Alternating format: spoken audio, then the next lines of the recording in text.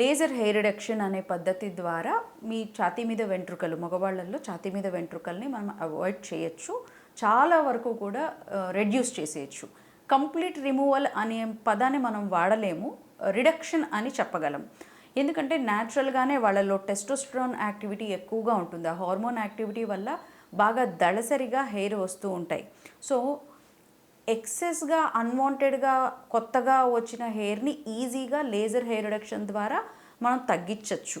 కానీ న్యాచురల్ ప్రాసెస్లో మగవాళ్ళకి మామూలుగానే దళసరిగా ఉండే ఈ చెస్ట్ హెయిర్ని తగ్గించాలంటే కొన్ని ఎక్కువ సెషన్స్ పడతాయి, ఇంపాసిబుల్ అయితే కాదు.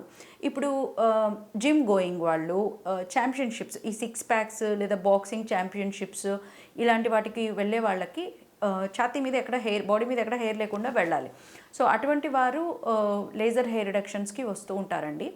ఇందులో మనకి 700 నుంచి 1400 నానోమీటర్స్ వేవ్ లెంత్ లేజర్స్ వాడి హెయిర్ని, లోపల ఉన్న మెలనోసైట్ని రెడ్యూస్ చేయడం ద్వారా హెయిర్ రిడక్షన్ని చేయవచ్చు.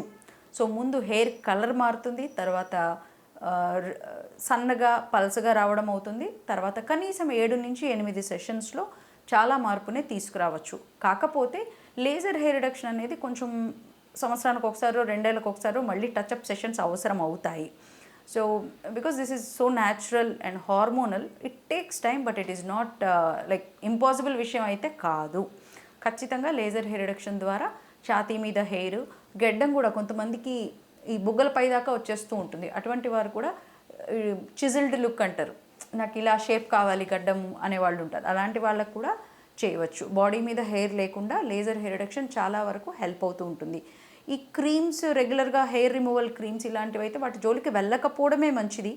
లేజర్స్, వ్యాక్సింగ్ ఇటువంటి వాటికి, ఎందుకంటే స్కిన్ అండర్లయింగ్ రూట్స్ మనం అప్పటికప్పుడు ష్రింక్ చేయలేకపోయినా హెయిర్ని అయితే తీసేయగలం, కానీ రూట్ లెవెల్లో మనం మార్పులు తేలేము. కనుక లేజర్ అయితే కనుక రూట్ లెవెల్ నుంచి యాక్షన్ చూపిస్తుంది కనుక మళ్ళీ వచ్చే ఛాన్సెస్ తక్కువగా ఉంటాయి.